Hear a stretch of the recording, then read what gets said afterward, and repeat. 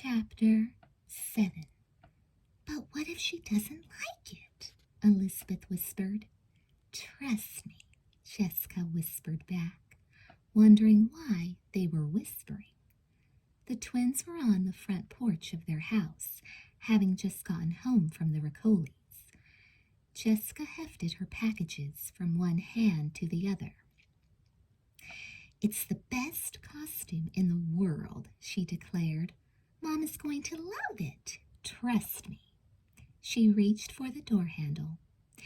Every time you say trust me, I feel like I have humongous butterflies flying around in my stomach, Elizabeth said. Well, stop asking me stupid questions, and maybe I'll stop saying trust me, Jessica hissed back. In fact, her own stomach felt full of butterflies. Buying the movie star costume for her mother to wear on Halloween had seemed like a great idea at the time.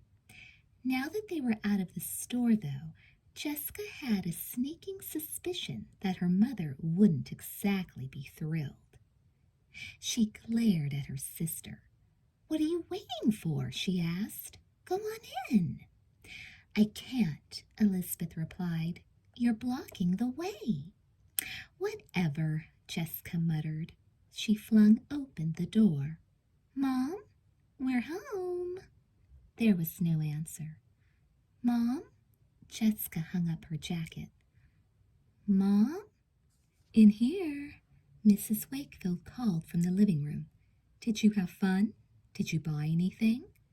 Jessica bustled in. Her mother was sitting on the couch, reading a magazine. Here you go, Jessica said proudly, pulling her mother's costume out of its bag and holding it up. A movie star costume, Mrs. Wakefield said with a nod. Very nice. You look sweet in it, Jessica. What did I tell you? Elizabeth whispered from behind, putting a hand on Jessica's shoulder. She never wears a costume, doofus, Jessica whispered back. Of course she thinks it's for me. She put on her most bubbly voice, the better to convince her mother. Actually, Mom, this isn't for me. It's for you. For me? Mrs. Wakefield's eyes widened. Jessica frowned. Yeah, for you. Mrs. Wakefield looked suddenly pale. Oh. Jessica's frown deepened. That "oh" had sounded awfully flat, almost as if her mother had butterflies in her own stomach. Yeah, it's yours, Mom, Elizabeth said from beside Jessica. She flashed Jessica a look that said, Why didn't you listen to me? Isn't it gorgeous, Mom? Jessica asked, trying hard to ignore her sister. You'll look great. You'll feel like 30 years younger. 20 years younger. 10 years older. No, that wasn't exactly right either. Trust me, she said at last, giving a little laugh. You'll feel great is all. Mrs. Wakefield's eyes seemed to cloud over. You know I don't like to dress up on Halloween, she said in a soft voice.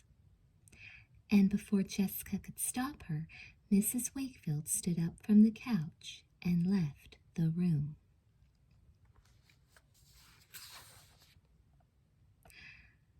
But why doesn't Mom like to dress up on Halloween? Elizabeth asked, flopping down on the living room sofa.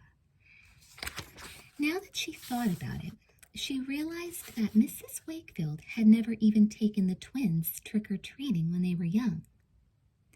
Jessica sighed. Beats me, she said.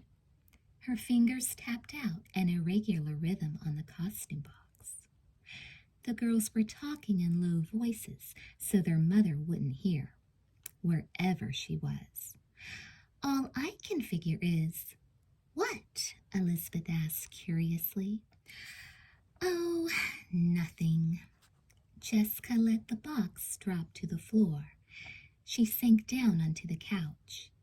It's almost like something happened to her once on Halloween, You know, a long time ago, and she's never really gotten over it. Elizabeth considered. You mean like a traumatic experience? Like when we were in kindergarten and we went to see the fireworks show at the park? Elizabeth still remembered that show as if it were yesterday. One of the fireworks had exploded with a huge bang, sending her running to her parents for comfort. For weeks afterward, loud noises had terrified her. Jessica frowned. Maybe some kid stole her candy bag when she was little. Or maybe she scratched her head thoughtfully. I don't know. Maybe some kid in a vampire costume scared her out of her wits when she was like 3. Elizabeth frowned. If someone stole your candy, would that make you never want to celebrate Halloween again? Not really, Jessica admitted. But maybe it was something worse. She stood up quickly. I'm going over to Secca Lake with some of the unicorns. Catch you later. Have fun, Elizabeth mumbled, but she wasn't really listening to her sister. She dropped into a chair, wondering what could happen to a kid on Halloween besides having her bag of candy stolen, or being frightened by a big kid in a vampire costume, and wondering what possibly could have happened to her mother to make her hate Halloween so very much.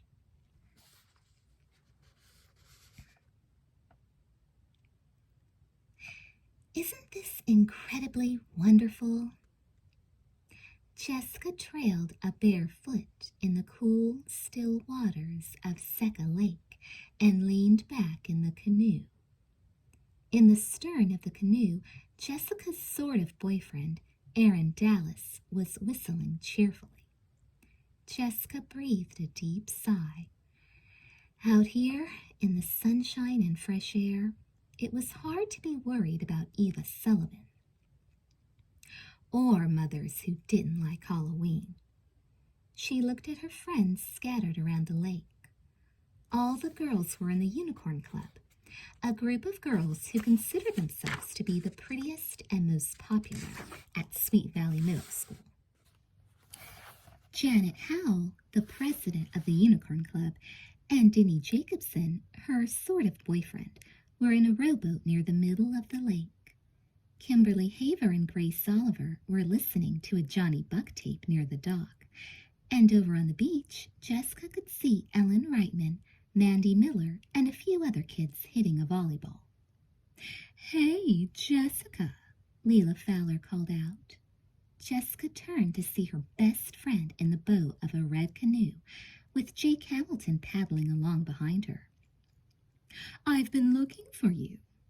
Jessica smiled lazily. The water felt wonderful against her toes. Well, here I am, she said. Slowly the canoes drifted toward each other. Jessica could hear a faint thud as their sides came together. Tiny waves rolled gently between the boats. Oh, Erin! Leela put her hands on her hips and rolled her eyes. Watch where you're going, please. Yeah, Erin. Jake put his hands on his own hips. Watch where you're going, Erin. He started to laugh. What are you talking about? Erin stared hard at Leela. It was you guys who... Leela sighed loudly. Oh, well, never mind, she said, grinning at Jake as if they shared some big secret. She leaned back and squeezed his hand. Listen, Jessica, she said sharply. A little birdie told me that you aren't trick-or-treating with the unicorns on Halloween. Jessica frowned. What are you talking about? Of course I'm trick-or-treating with you guys. Leela raised an eyebrow. That's not what I heard, she informed Jessica. I heard you were babysitting. Well, I'm doing both, she said, a little defensively. I don't have to babysit till late, and... Are you babysitting too, Erin? Jake asked in a silly, high-pitched voice, catching Leela's eye. Who, me? Aaron looked horrified at the idea. Well, you'll have to start babysitting pretty late if you want to go trick-or-treating with us, Leela went on, staring Jessica right in the eye. You know we won't even start trick-or-treating till about 9, and then there's the party. Don't tell me you're going to miss the biggest party of the year to babysit. Jessica stiffened. What party? Oh, I didn't tell you, Leela asked breezily. I'm throwing a Halloween party at my place. Jessica felt her stomach knot. Leela was the richest girl in Sweet Valley, and she took every opportunity to show people, especially Jessica, how lucky she was. She lived in a gorgeous mansion and threw really amazing parties. Jessica was starting to think that she'd made exactly the wrong decision about babysitting, but there was no way she was going to show Leela that. Well, if I have to miss the party, then I miss the party, she snapped. That wouldn't be the worst thing in the world. But what if it is? What if I'm missing the greatest party of my life? What if the unicorns cut me dead? Suddenly the water felt cold on her leg. Sitting up, she pulled her foot back into the canoe. Babysitting, Leela repeated. She stole a look back at Jake, who shook his head in mock disgust. Leela exploded into gales of laughter. Babysitting? I mean, come on, Jessica. It's Halloween. I know it's Halloween, Jessica snarled. She dipped her paddle into the water and stroked vigorously. The canoe shot forward. Come on, Aaron, let's get out of here, she hissed under her breath. We'll miss you, Leela exclaimed in a voice that sounded a little too bright to be genuine. Some of us have to work for a living, Jessica called back over her shoulder. She knew it wasn't the best comeback in the world, but it was all she could think of. Oh, Jessica. From behind her, Jessica could hear Leela snicker. Why don't you get a life, huh? Angrily, Jessica plunged her oar through the water again. It felt good, but she half wished she were jabbing the paddle into her so-called friend instead of into the lake.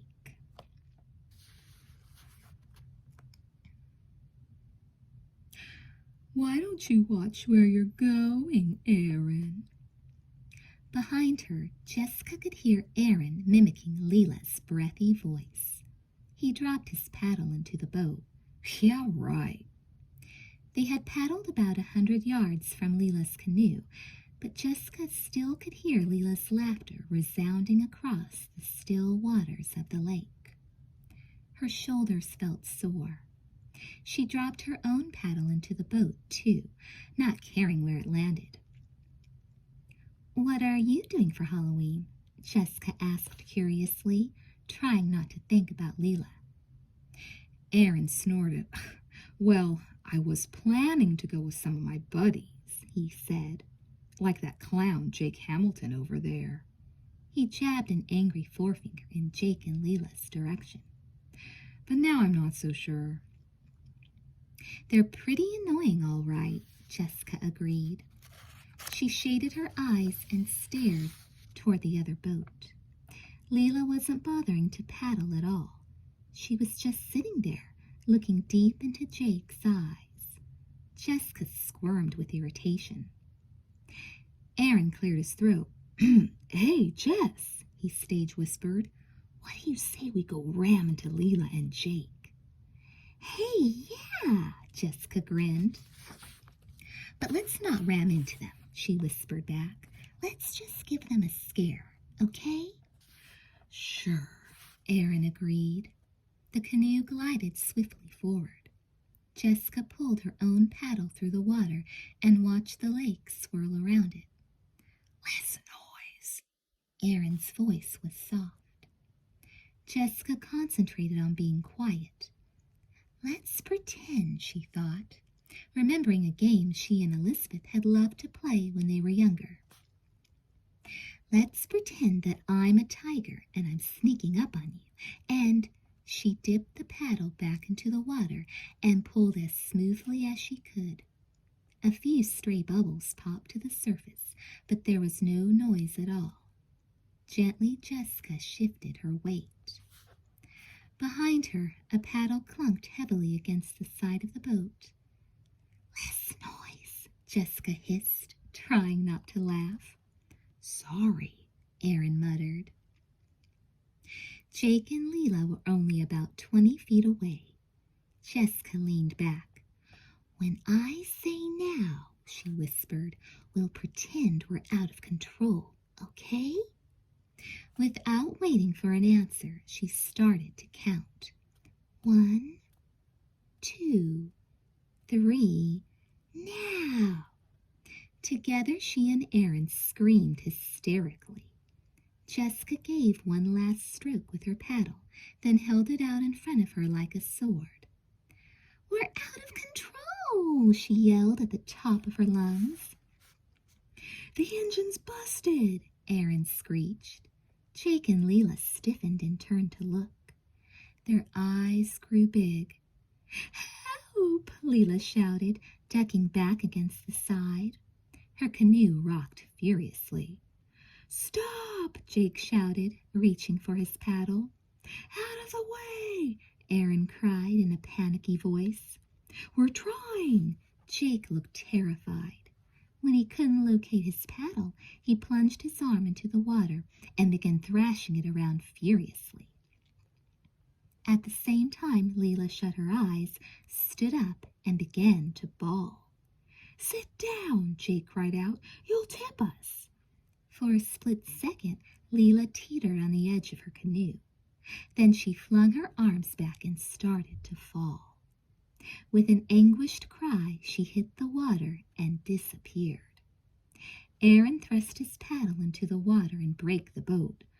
Oh my, he said innocently. Gee whiz, Jessica, look what happened to Leela. Leela's face broke the surface of the lake. Get me out, she yelled before swallowing a mouthful of water. Get me out of here, she sputtered. Now. Goodness gracious, Jessica said, opening her eyes very wide and putting her hand to her cheek in mock amazement. She held the end of her paddle toward Leela. Why, Leela, I didn't know you were planning to go swimming today. Leela stared daggers at Jessica, but she caught the end of the paddle and let herself be pulled toward her canoe. I bet you did that on purpose, Jessica Wakefield, she said. Who? Me? Jessica blinked hard. Why don't you watch where you're going, Jake? Aaron asked. Together he and Jessica managed to get Leela back into her canoe. I mean, we were yelling like crazy, but you guys never even turned around. I guess you were too busy with each other, Jessica added. She dipped her paddle back into the water and gazed up at the blue sky. Well, we'll see you later.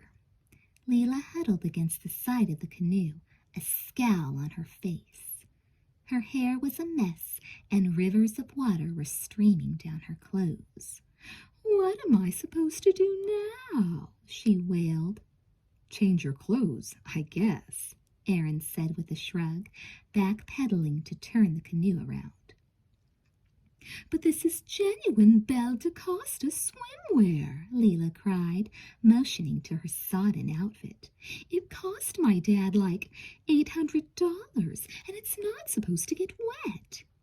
Oh, Leela, Jessica said, putting on her most sympathetic face. You really should be more careful.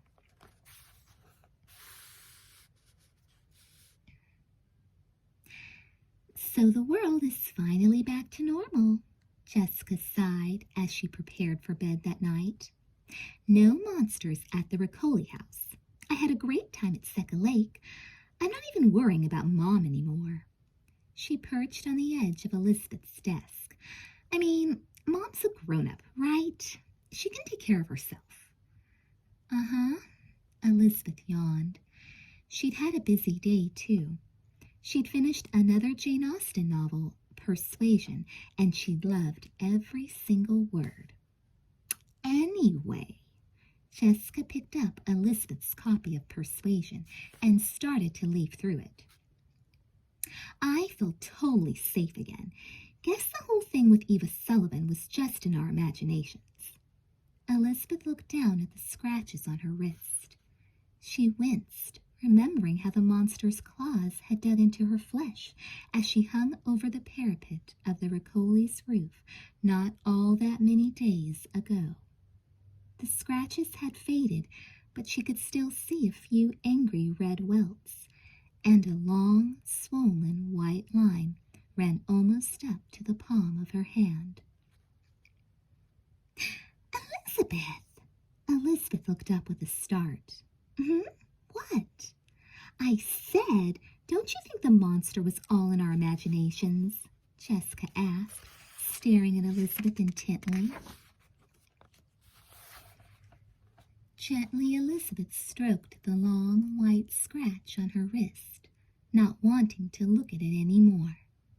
She took a deep breath, noticing that her ribs were still a little painful from where she had swung against the side of the house. If she had swung against the side of the house. Elizabeth! Jessica sounded exasperated. It was all in our imaginations, wasn't it? Slowly, Elizabeth nodded. Her neck and shoulder throbbed faintly, and she remembered how sore they had been a week or so ago, the last time they had babysat the Ricoli kids. Yeah, she said, pushing that night firmly out of her mind. She gave a careless laugh. I mean, what other explanation could there be? Chapter 8. Jessica opened her eyes. Darkness, darkness all around her. Leaning a fraction of an inch to the left, she glanced at the digital clock on her bedside table. 2:57. No wonder it was so dark. With a deep sigh, Jessica wrapped her arms around her pillow and shifted position. Her leg itched, so she scratched it, her fingernails scraping pleasantly against her skin. She yawned and tried to make her mind a perfect blank. The bed creaked. Jessica opened one eye ever so slightly. Ignore it, she told herself. She concentrated on the rising and falling of her chest. Breathe in, now out. Breathe in. Her leg itched again. Shaking her head, she scratched it and checked the clock once more. 2:59. This time she flopped onto her back. Resting against the pillow, she relaxed one muscle at a time, beginning with her toes. This ought to do it, she thought, as a great wave of sleepiness washed over her. Yep. Slowly she flexed the muscles in her ankles and let them go. Already she could feel herself drifting back to sleep again. Scritch, scratch, scritch. In the darkness, Jessica's eyes flew open. The noise had sounded like the sound she'd made when scratching her legs, but she hadn't scratched her legs. Had she? She flexed her fingers just to make sure. Scritch, scratch, scritch. The noise was louder. Jessica jerked her head, her heart beating furiously. The sound was coming from the window. She blinked hard, hoping to catch a faint glimpse of the curtains in the dim moonlight. Something was out there at the window. something. Scritch. Jessica swung her legs over the bed and set her feet down silently on the floor. Her palms felt moist.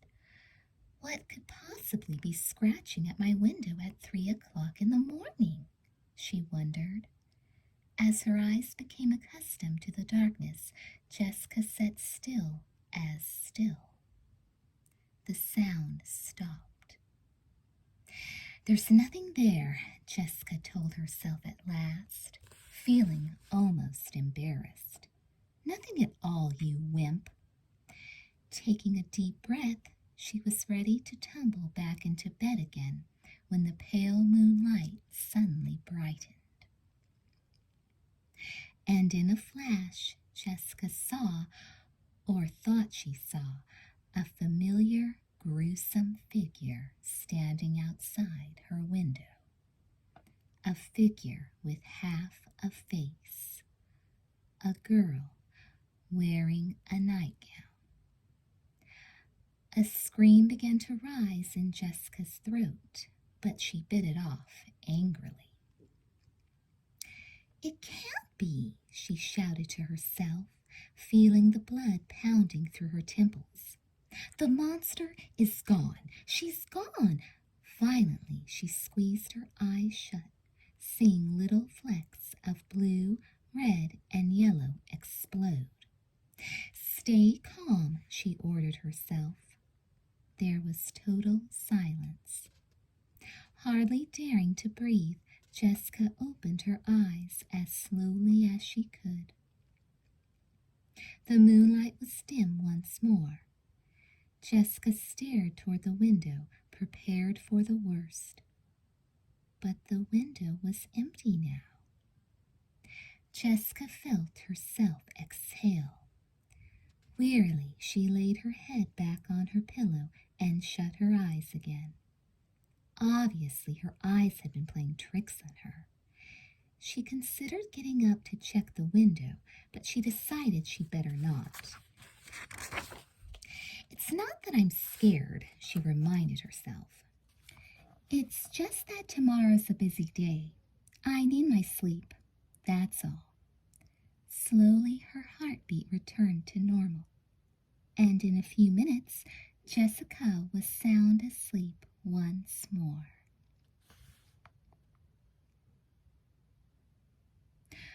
Want a banana in yours? Elizabeth asked her sister the next morning. She was preparing cereal for herself, and the bananas looked ripe to perfection. Jessica started. Uh-huh? Elizabeth glanced at Jessica with surprise. Just wondering if you want me to cut some bananas for your cereal, that's all. She sliced off quarter-sized pieces of the yellow fruit. You don't have to look at me like you've seen a ghost. Jessica turned pale. A ghost? She laughed lightly. Oh, no thanks. Don't worry about me.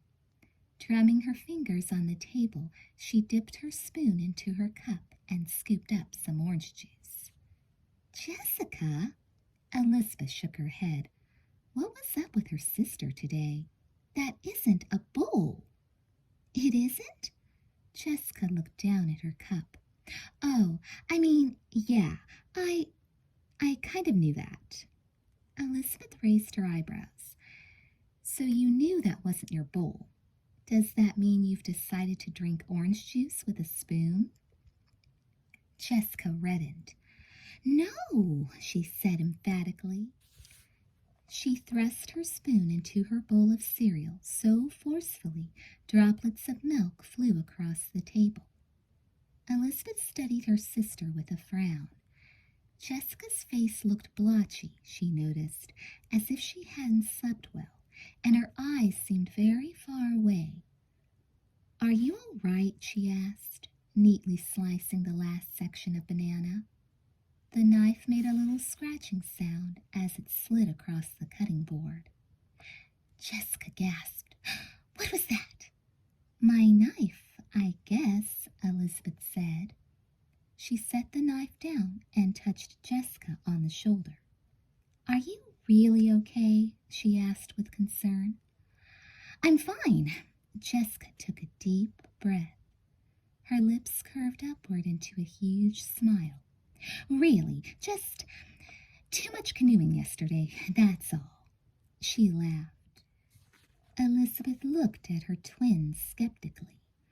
"Well, okay," but she wished Jessica's laugh had sounded less forced.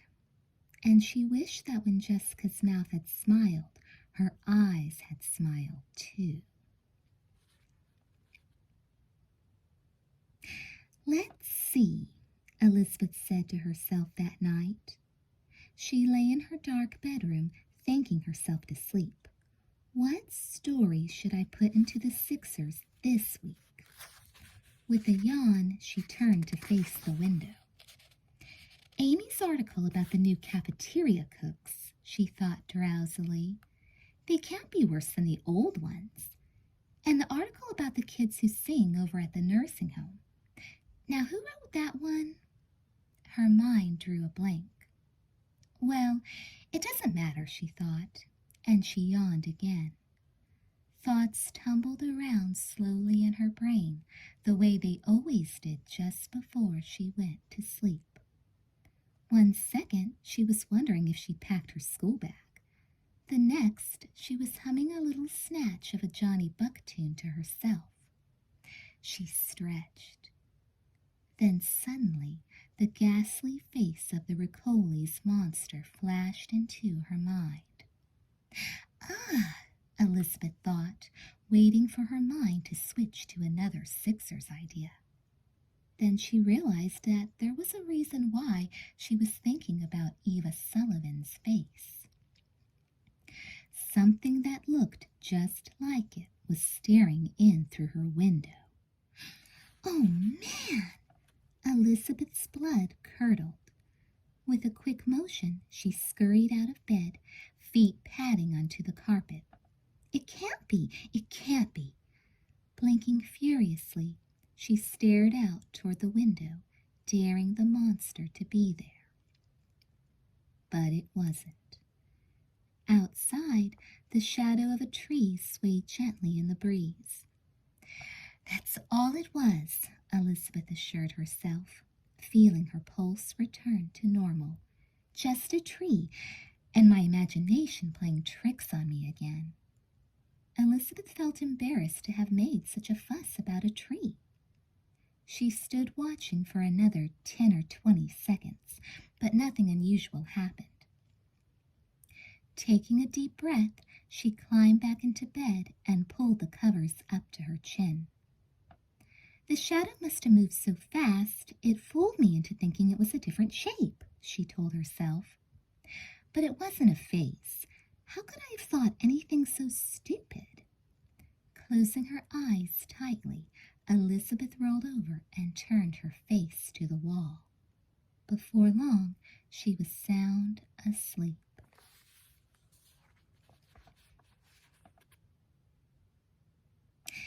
"That is the biggest grapefruit I have ever seen in my life," Jessica said the next morning. She leaned against the counter and watched Stephen viciously peeling the fruit with his bare hands. She had trouble imagining that even her always hungry brother could eat something so humongous all by himself. Juice caught Stephen squarely in the eye. "It's a monster, isn't it?" he crowed happily. Elizabeth's head snapped up. "What did you say?" She leaned across the table, staring at Stephen, a stricken look on her face. "A monster grapefruit," Stephen explained, raising his eyebrows.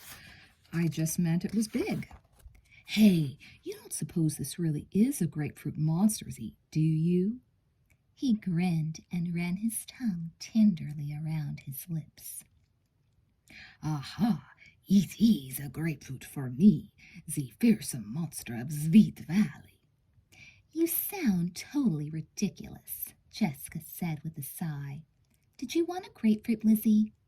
"What?"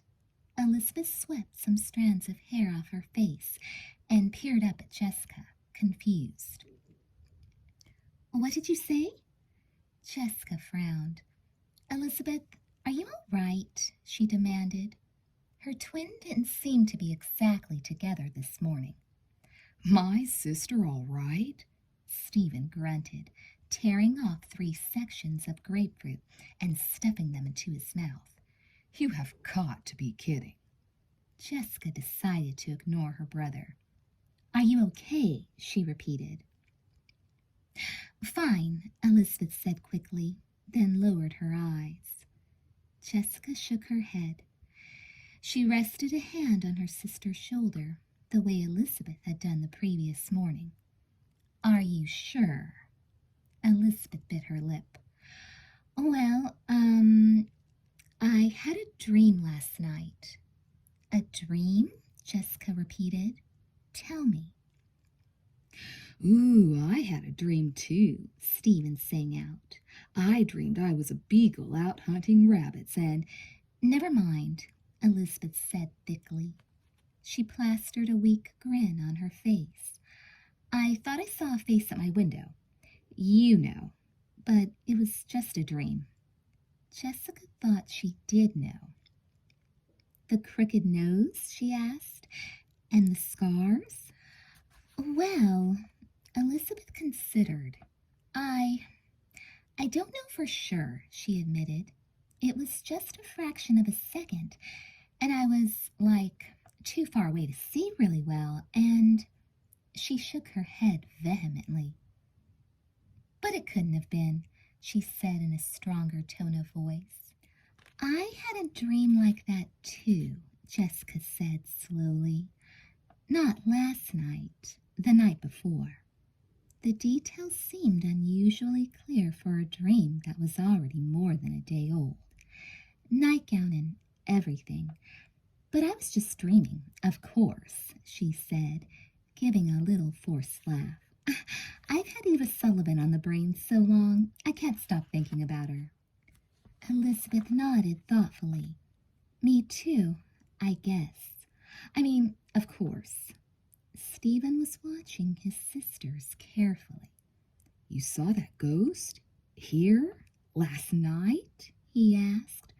How come you guys get all the fun? Oh, be quiet, Stephen, Jessica muttered. Is this the monster that goes around carrying a stuffed rabbit? Stephen wanted to know. He ripped off another chunk of grapefruit.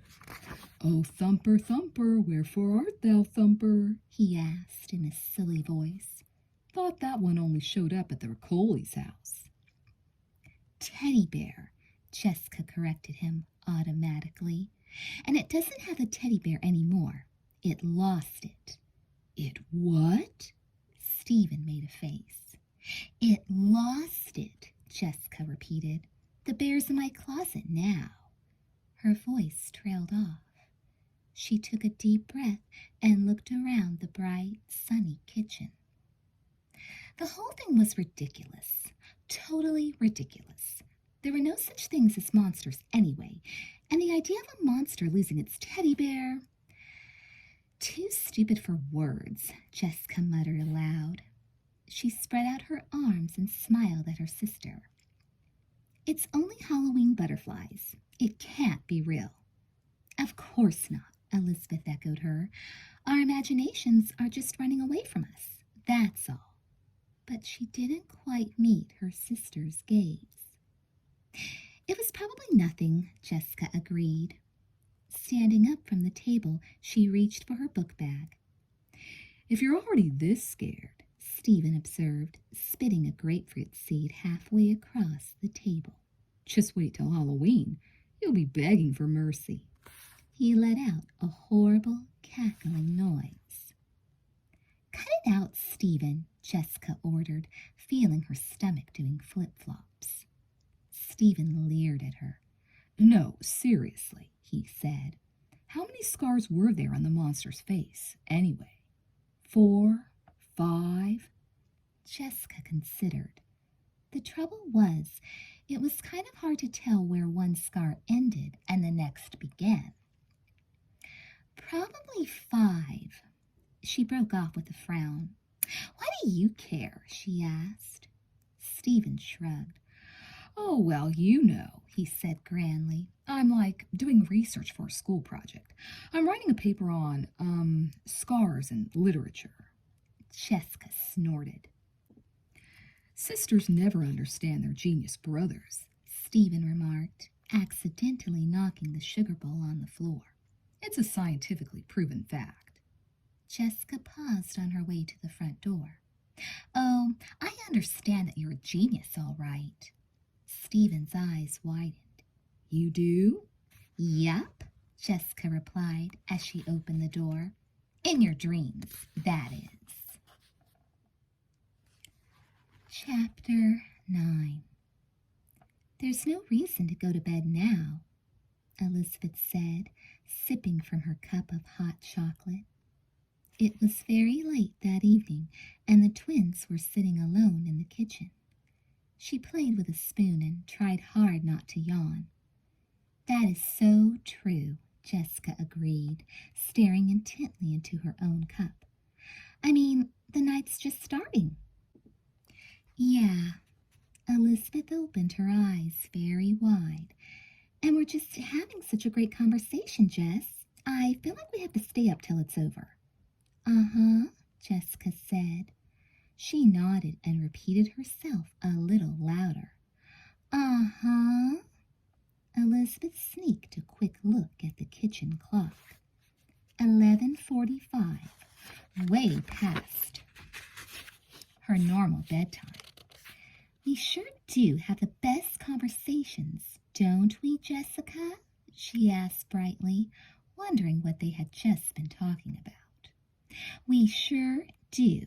Jessica smiled faintly at her sister. There was a pause. Elizabeth put down the spoon and toyed nervously with the handle of her cup. So how about those bowls, huh? She asked in her breeziest tone of voice. Jessica made a face.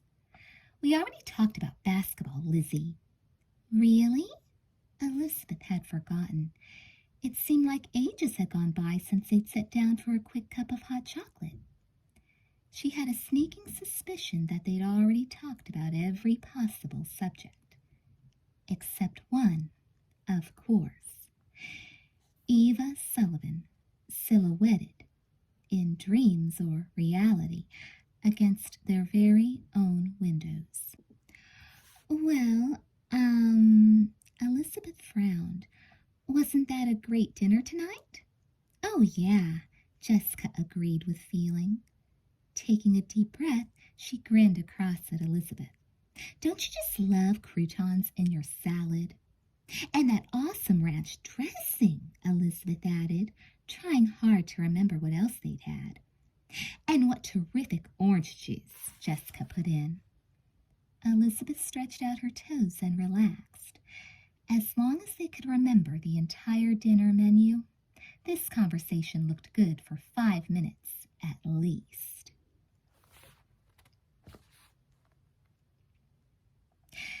So there's Charlie Cashman and then Brian Boyd, Elizabeth was saying. I mean, actually, I guess Brian would come before Charlie, wouldn't he? Jessica was so tired she could barely keep her eyes open. Yeah, she said, struggling to remember what they were talking about. Oh, yeah, putting our classmates' names in alphabetical order, she thought. That's right. Yeah, she said, B comes before C. She was sure she'd rather fall asleep at the table than go to bed. Anything would be better than lying there in the darkness waiting to see if something would happen.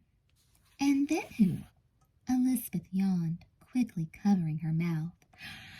I can't imagine why I'm so tired. She gave a nervous little laugh. I can, Jessica thought. She looked at the hands of the clock, creeping slowly toward 12. She remembered many evenings when she'd been younger, when she begged her parents to let her stay up till midnight.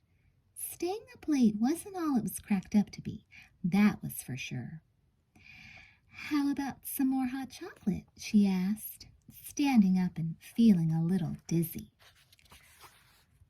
For a brief instant, Elizabeth looked faintly sick, but she held out her cup. Yeah, she said slowly. I think that would be a good idea. Jessica crossed the room to the microwave. Setting the cups down on the counter, she turned to her sister. Regular or decaf? She asked. And then she shook her head at her own stupidity. Am I zonked or what? I mean, sugar-free or... Jessica! Elizabeth half rose in her chair. Slowly she pointed a trembling finger toward the sliding glass door that led to the porch. Look! What? Jessica felt the blood drain from her face. She whirled around and stared at the door. She was wide awake for the first time in what seemed like hours. I saw... Elizabeth gestured helplessly at the door. Jessica stood stock still. She couldn't see a thing until, out of the corner of her eye, she caught sight of a sudden movement. There was a flash of light, and a twisted and bruised fist beat down heavily against the pane of glass. Oh, man! Jessica felt as if someone had grabbed her from behind. She had never been so terrified in her entire life. Without thinking, she opened her mouth to scream, but she couldn't hear her own voice. Instead, a terrible hammering resounded in her ears. Two noises beating as if they were one. The pounding of the monster on the door, and the pounding of her own heart inside her chest.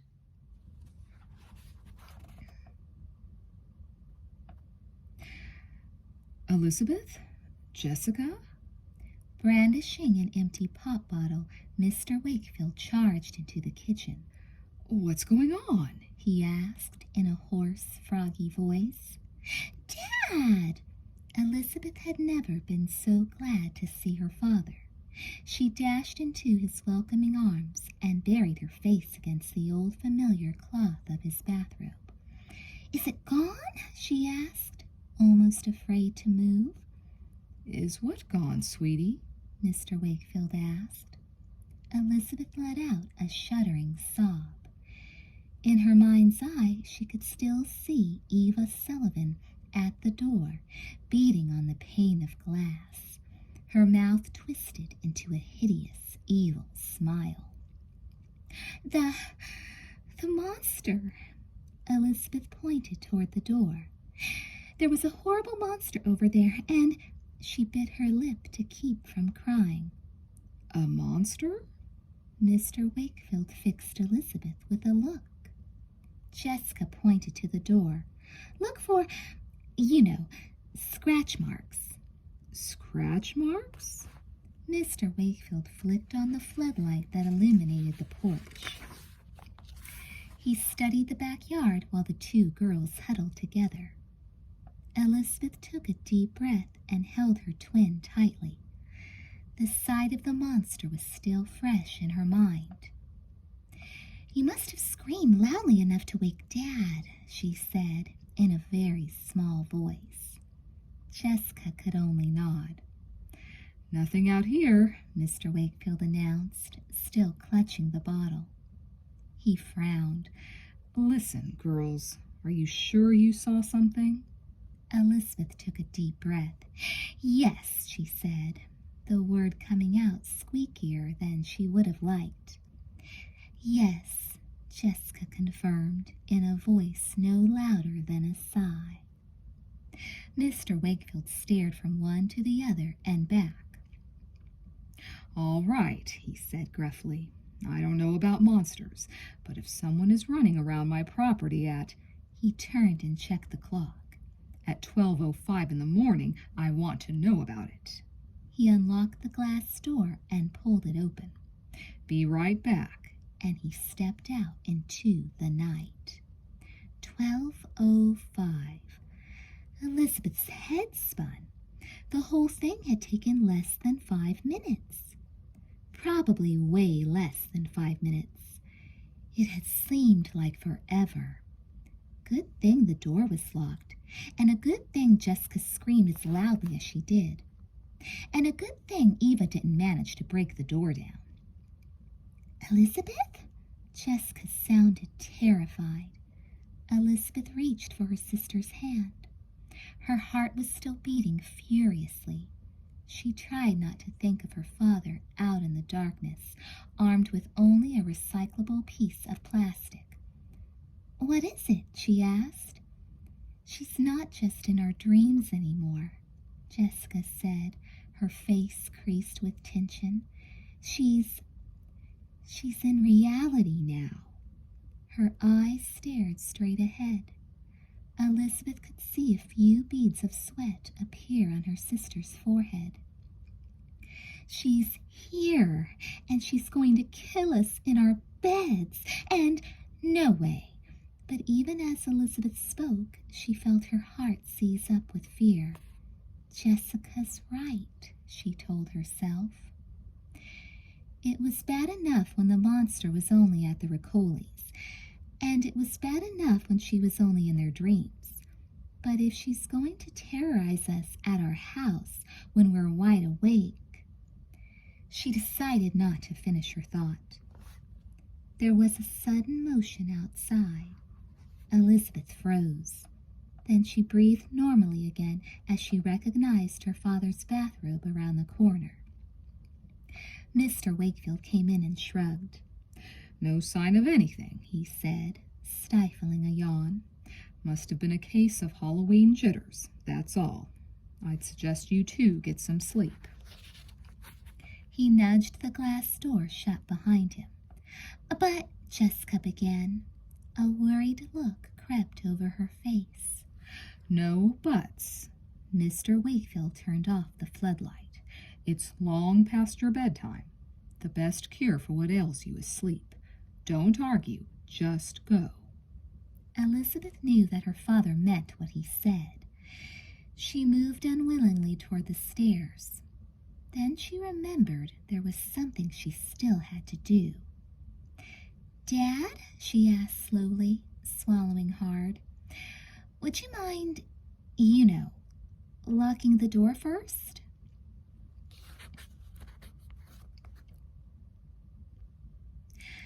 "But I just don't get it," Jessica whispered.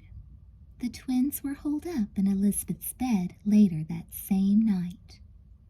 They'd gotten their nightgowns on, but neither girl had dared to try going to sleep. Every sound made Elizabeth jump. How did she escape from our nightmares? "I don't get it either," Elizabeth admitted. She slid her feet under the warm comforter. "It's almost like we brought her back with us or something." "But how could we have done that?" Jessica wanted to know. Elizabeth shook her head. She felt very, very tired. "Maybe there's, a bridge," she said, sketching one with her hand. "A bridge?" Jessica looked baffled. "Yeah, a bridge." Elizabeth wasn't sure she could explain it properly. "It's like, here's us awake." She touched a corner of her night table. "And here's us asleep." She motioned to the bed. "See? They don't touch, right? It's sort of two different worlds." "Uh-huh," Jessica nodded dubiously. "But maybe there's some kind of invisible bridge that connects them," Elizabeth went on. Slowly she ran her hand from the table to the bed and back. "Maybe things can move between waking and sleeping, if they use the bridge." "But who built the bridge?" Jessica demanded. Elizabeth sighed. "I don't mean a real bridge, Jess," she considered. "Just like a door, a way of getting from one world into another." She rubbed her eyes. Did that make any sense at all? Maybe something we did opened that door. Or maybe Jessica clapped a hand over her mouth. What? Elizabeth asked. Your last nightmare, Jessica said, her knuckles turning white. Remember when you grabbed the monster by the wrist? How could I forget? Yeah, Elizabeth prompted her. Well, you woke up just then, Jessica said, swallowing hard. Do you think maybe you could have, pulled her into this world with you? Elizabeth could see herself suspended from the Ricoli's roof, hanging on to Eva Sullivan's ghastly wrist for dear life. She could almost feel the puffy flesh between her fingers. I guess that could have happened, she said after a moment, picking imaginary threads off her pillow. Only I let go just before I woke up. Oh, Jessica made a face. Elizabeth put her head back into her pillow. She tried hard to think of another way that Eva could have escaped from their dreams. But her mind wouldn't focus.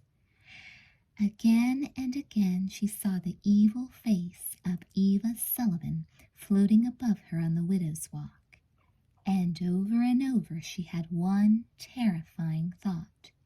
If I dragged her into the waking world, then I'll have to drag her out.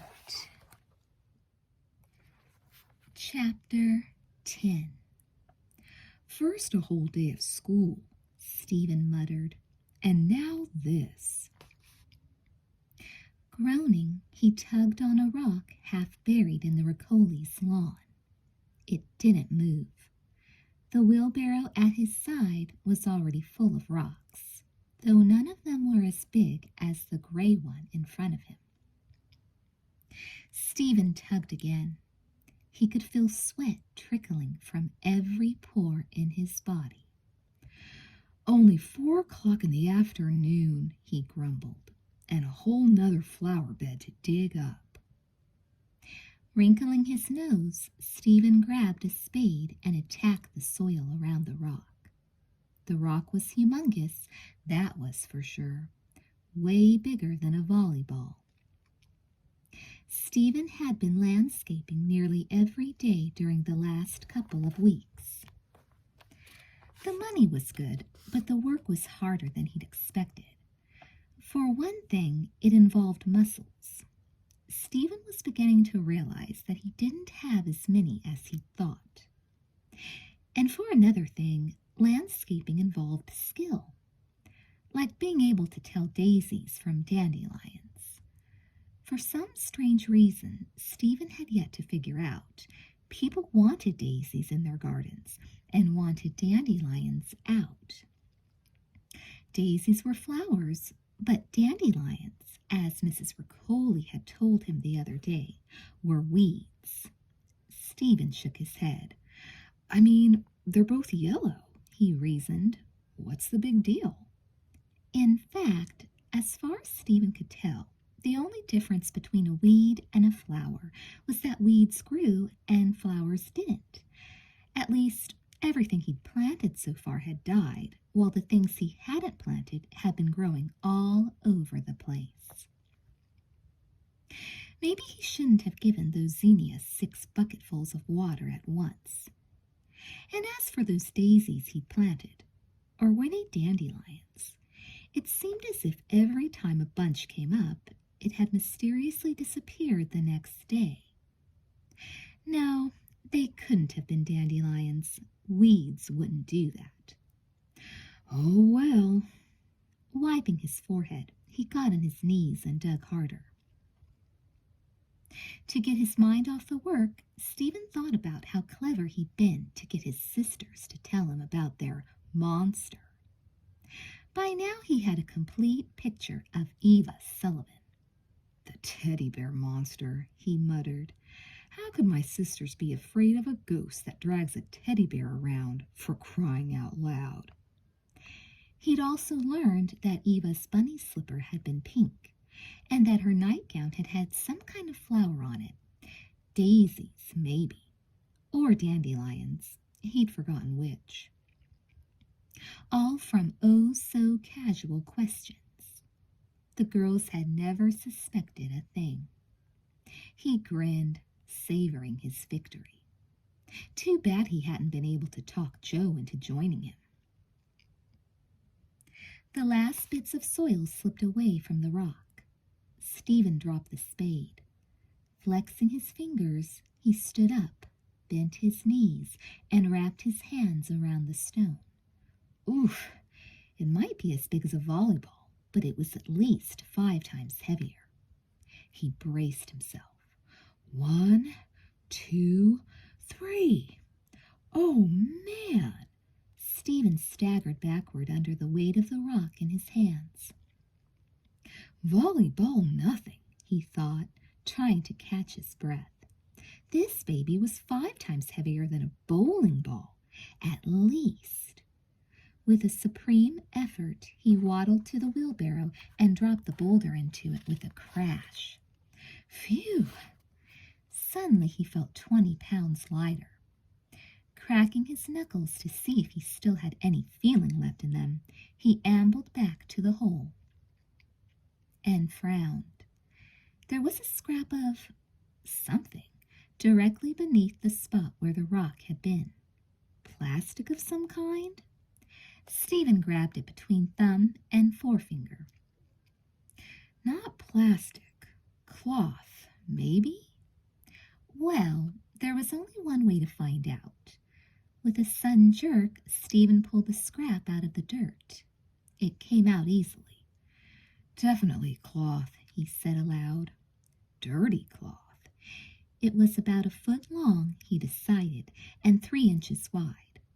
One edge was jagged, as if it had been torn violently from something else.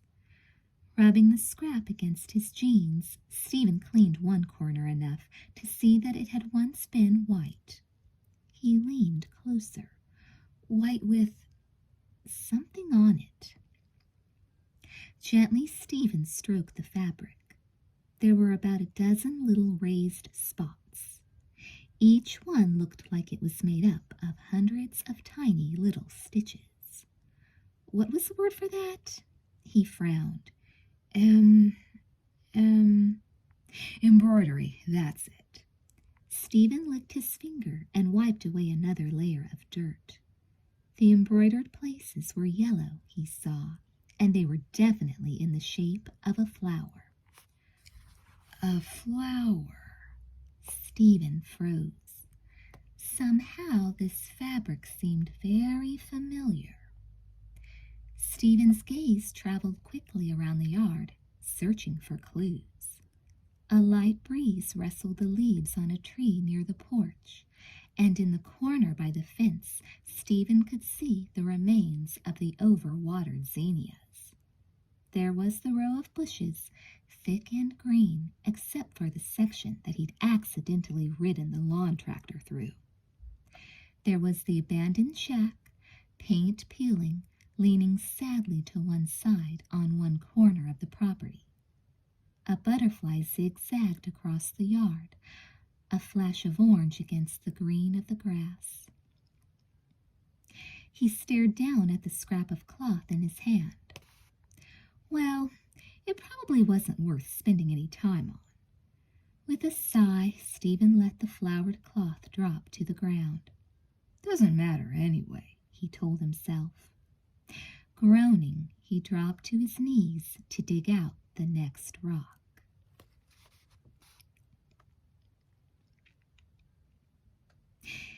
Here we are, Jessica said in a strangled voice.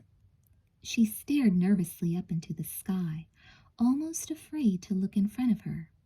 The Sullivan family plot. It's big, Elizabeth said. Jessica could see her sister trembling slightly in the gathering darkness. She could understand why. A cemetery wasn't the best place she could think of to spend an evening. After school that day, the twins had decided to pay a visit to Sweet Valley Meadows Cemetery, hoping to learn more about Eva Sullivan. but it had taken practically an hour to find the right section of the old graveyard, and now night was starting to fall. Jessica shivered. She forced herself to look at the heavy iron rail that encircled the tombstones. A small tarnished plaque met her eyes. "Sacred to the memory of the Sullivan family," she read, straining to make out the words in the dim light.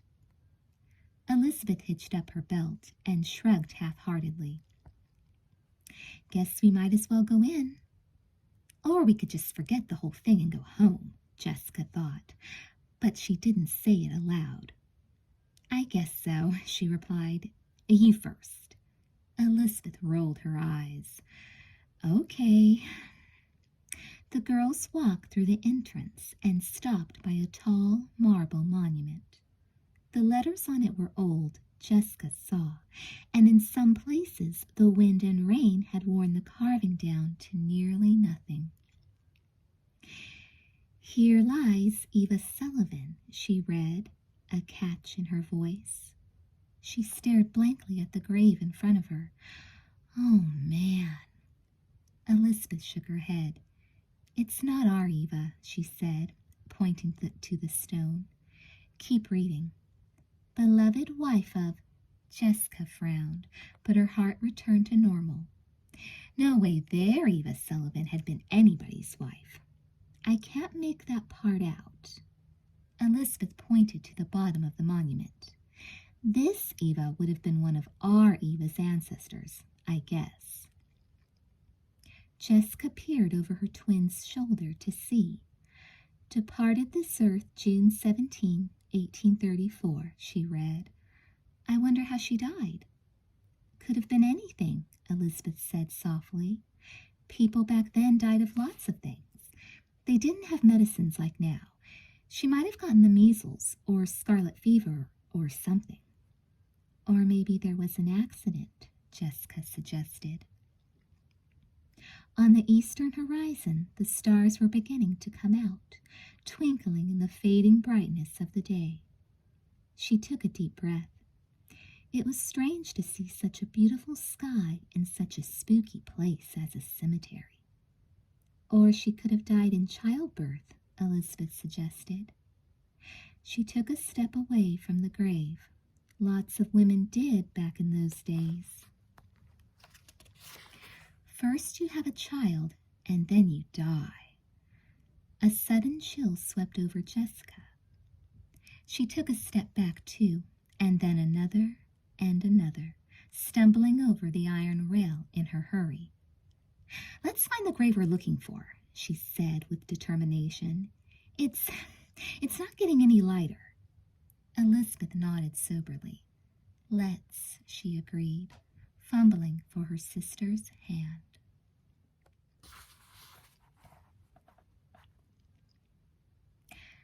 The back of the Sullivan plot was not well kept.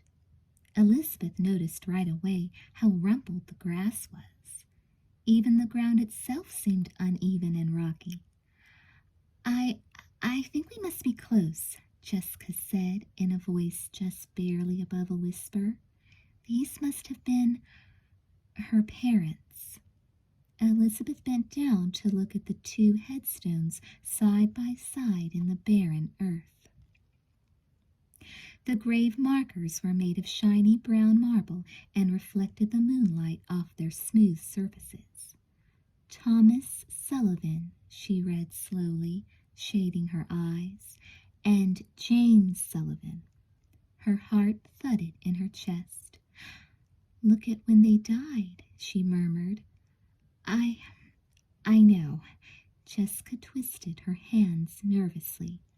"Thomas died 20 years ago, and Jane—" her voice trailed off.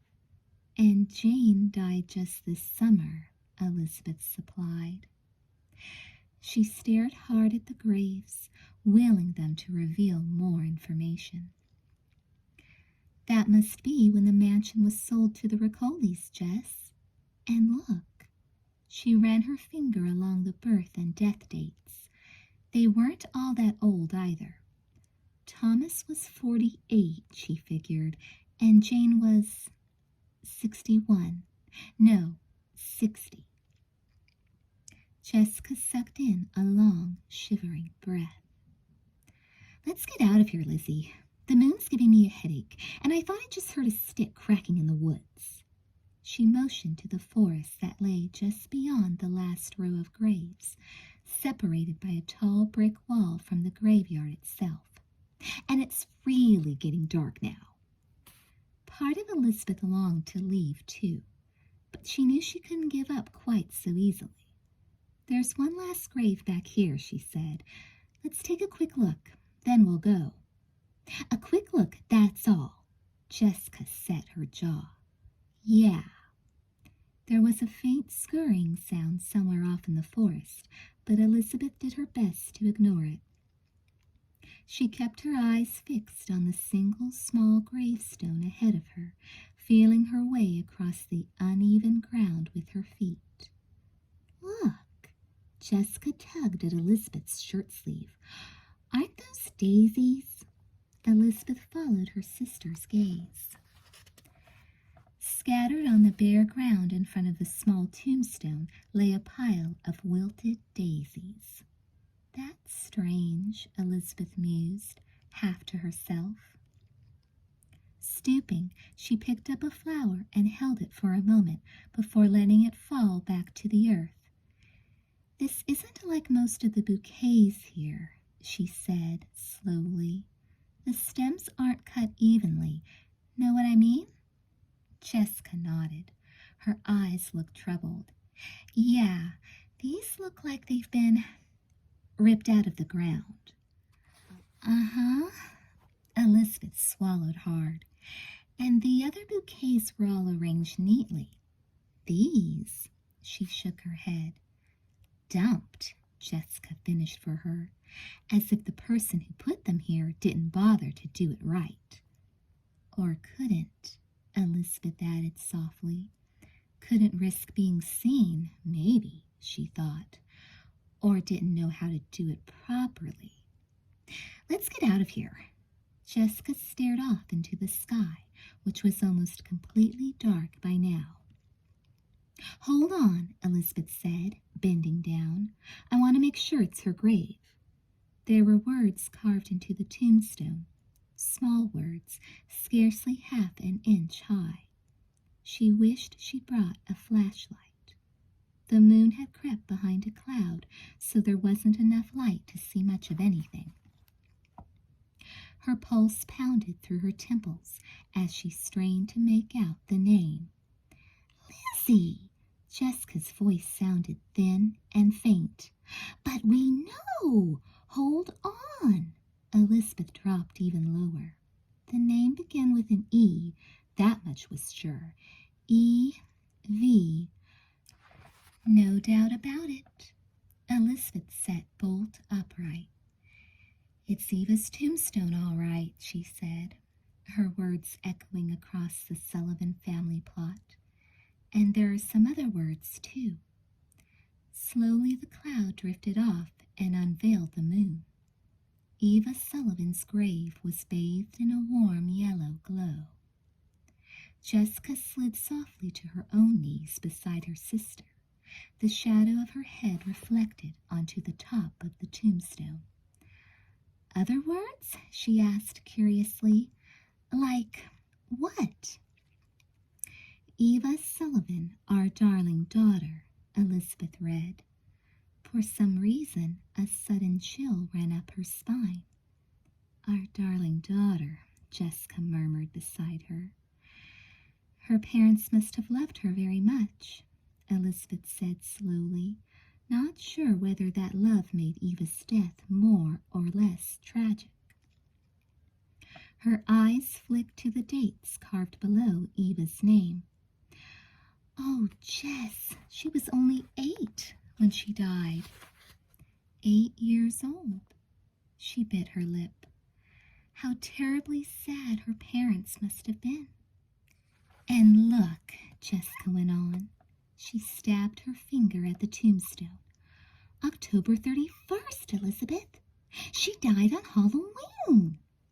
Halloween, Elizabeth repeated. She shuddered. Halloween 25 years ago. When Mom was about our age, Jessica whispered. Elizabeth nodded. Changing her position so the shadow of her own head wouldn't block her view, she read the last line on the marker aloud. May our daughters sleep at last in eternal peace. The wind seemed to sigh above their heads. Another cloud raced forward and blotted out the moon.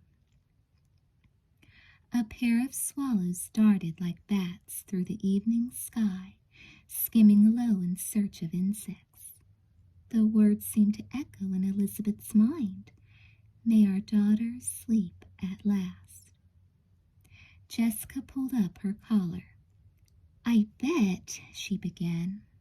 She took a deep breath. I bet Eva's not sleeping in peace. Or letting anyone else sleep in peace either, Elizabeth added grimly.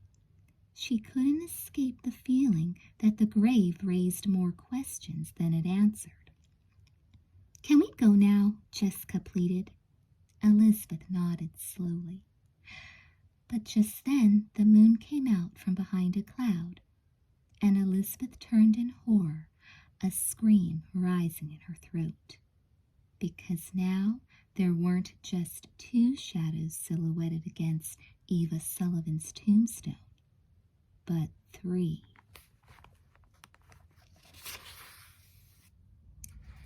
Chapter 11.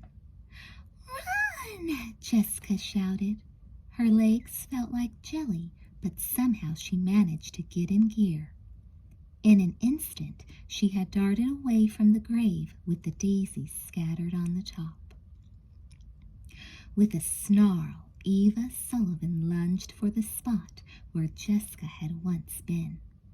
But she tripped on the uneven ground and fell headlong to the earth with a terrible cry. The bunny slipper spun off her foot and came to rest by the tombstone. Jessica barely noticed. She couldn't take her eyes off Eva. The figure on the ground looked even more horrible in the half-darkness. One leg twisted, fingers clawing at the earth. Steadying herself against the tombstone, Eva struggled to her feet. Jessica was amazed to see how small she was. With an inhuman wail, the girl stumbled forward, arms outstretched. Jessica turned and ran as fast as she could, her hair streaming away from her face. Ahead of her, Elizabeth was already pounding toward the low iron rail that separated the Sullivan family plot from the rest of the cemetery. Elizabeth! Jessica shouted. Wait up!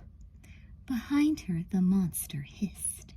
Jessica's hands felt sweaty, and her breath was coming in short gasps. She didn't dare look back to see if the monster was gaining. Elizabeth, she shouted, the railing! Instead of heading through the gate, Elizabeth changed direction and leaped gracefully over the rail. Jessica followed a second later. I hope Eva's too small to get across, Jessica thought, panting as she ran. Dashing behind a huge stone marker, Elizabeth turned to look behind her. Which way? She whispered breathlessly. Which way? Left, Jessica said uncertainly, coming to a stop in the shadows next to her twin. The truth was, she had no idea where they should turn. I thought we had to go right, Elizabeth said. She stood perfectly still. Can you hear her? Jessica hesitated. She strained to hear the monster, the footsteps, the hissing, the howls. But all she could hear was the calls of a few birds somewhere in the distance. Do you think she began, hardly daring to wonder if they'd really escaped. Elizabeth crouched down low to the ground. This is a good hiding place anyway, she whispered. I'll look around and see if she's still there. Grabbing the edge of a tall stone tower, she began to shift her weight. "Be careful," Jessica whispered. Then she bit her lip, afraid that even whispering made too much noise. "I will," Elizabeth assured her. Little by little, she edged her head around the corner. "Well?" Jessica couldn't stand the suspense. Nervously, she cracked her knuckles, then stopped in alarm. "Don't make a sound," she told herself sternly. "Not a sound." Elizabeth leaned a little farther. "Can you see anything?" Jessica whispered, but her voice was so soft Elizabeth didn't hear. Jessica had never realized how hard it was to remain completely silent. There was a little tickle in the back of her throat, and she desperately needed to cough. To distract herself, she leaned gently against the monument and traced the letters carved into the rough stone. Samuel and Tamara Duke. Jessica felt suddenly grateful to Mr. and Mrs. Duke for protecting them. With an abrupt movement, Elizabeth stood and turned to Jessica, her mouth a tight line. "She's there," she whispered. "She's where?" Jessica asked, louder than she'd intended. "There," Elizabeth mouthed back, gesturing toward the front of the monument. Jessica's heart sank. "How far?" she mouthed, spreading out her hands to show different distances. Elizabeth looked puzzled. "She's not a fish," she mouthed back. She held her own hand at chest level to show Jessica how tall Eva actually was.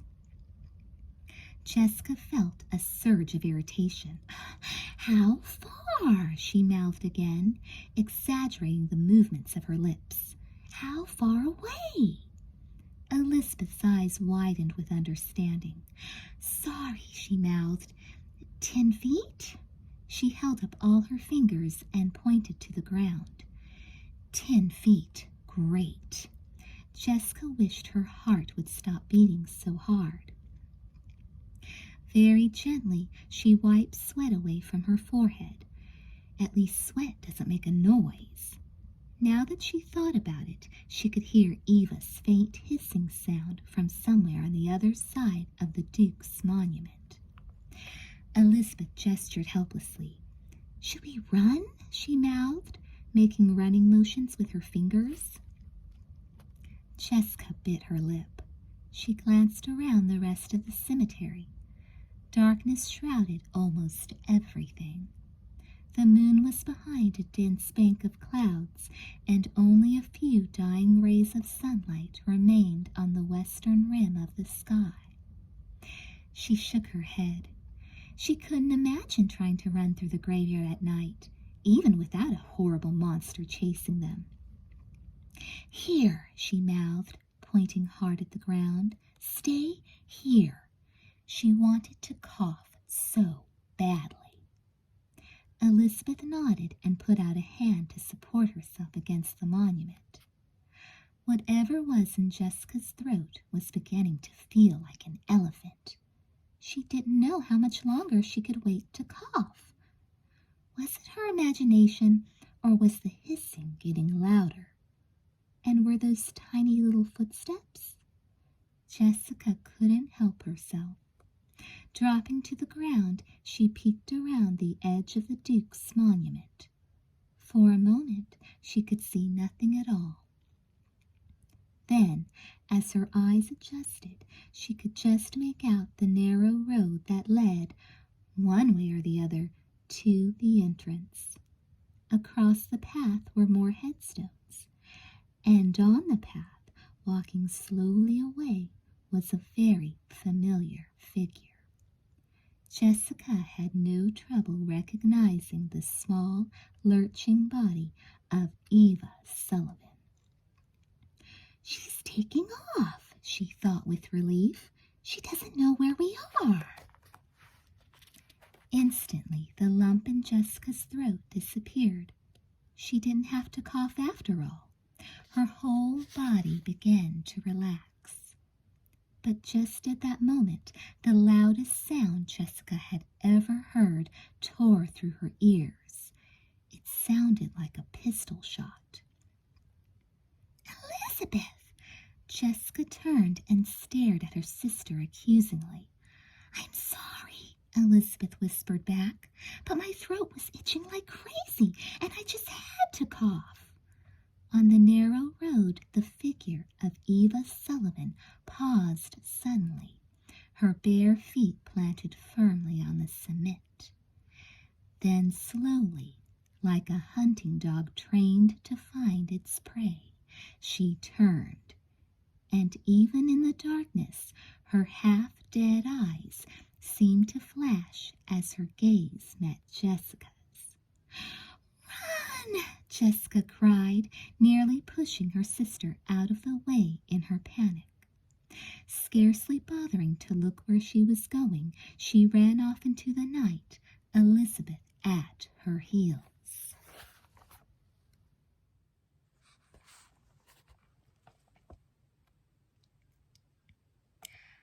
I don't even know where we are, Elizabeth muttered as she and Jessica stopped running. Eva Sullivan seemed to have lost the track. She may be strong, but at least she isn't fast, Elizabeth told herself. Her head spun as she and her sister crept between enormous looming headstones. I think Jessica broke off and licked her lips. I think we'd better stay on the road, don't you? Elizabeth considered. That's where she'd probably be expecting us, she said. She resolved not to think about what would happen if Eva was waiting at the entrance gate. I think we're better off if we stick to the outside, she went on. If we follow the wall, then we're bound to find the entrance eventually. Jessica nodded. You're right, she said. The road's like a maze, anyway, and if we stay near the wall, she stopped short. What? Elizabeth asked in a soft voice. Jessica shivered. Never mind, she said quickly, but Elizabeth guessed what her sister was thinking. If we stay near the wall, then we can climb over it in an emergency. This way, she said, pointing. Carefully, the twins began to pick their way toward the brick wall at the back of the cemetery.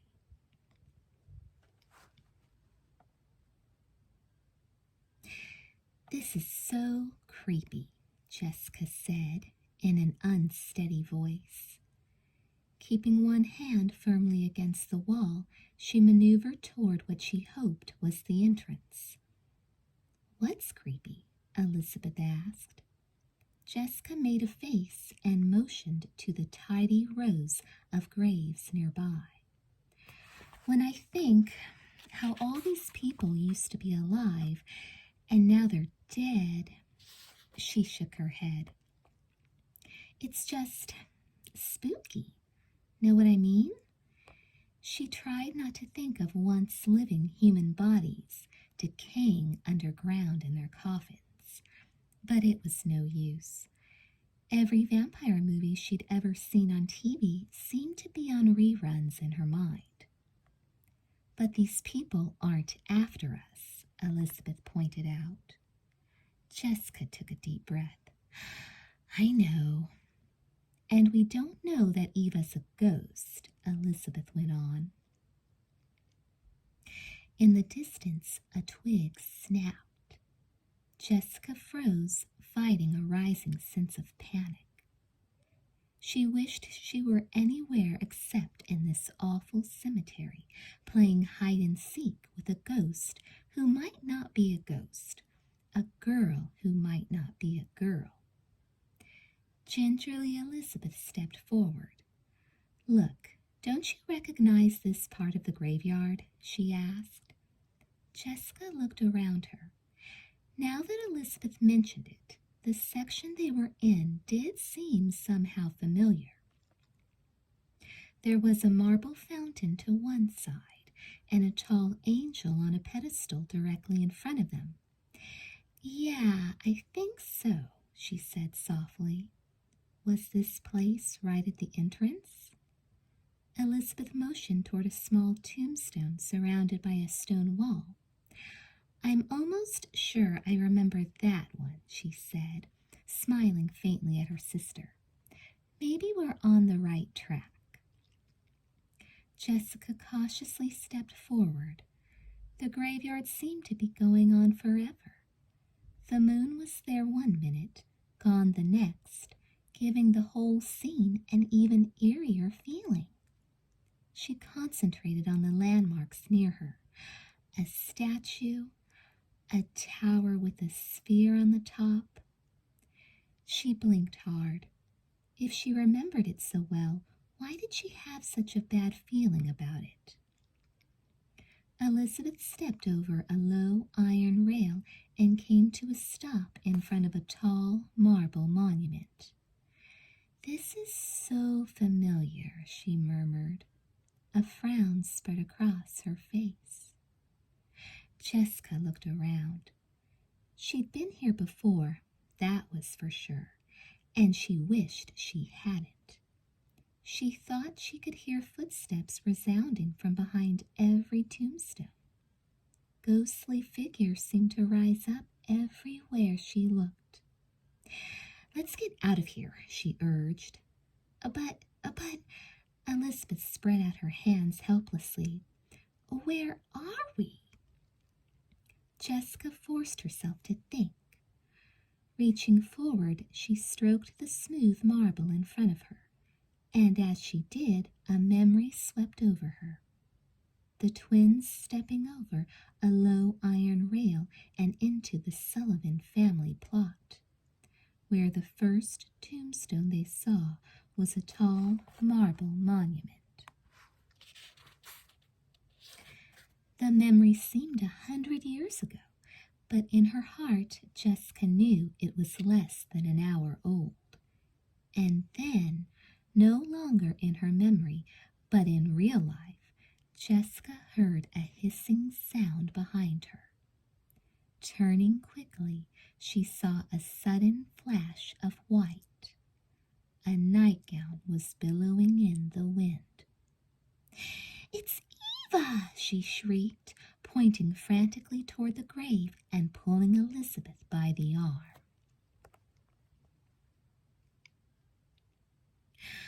Oh, man, Elizabeth moaned. She couldn't believe their awful luck. Somehow, in the darkness, they'd gone completely turned around. Somehow, they'd ignored clues that they were going back to the Sullivan plot.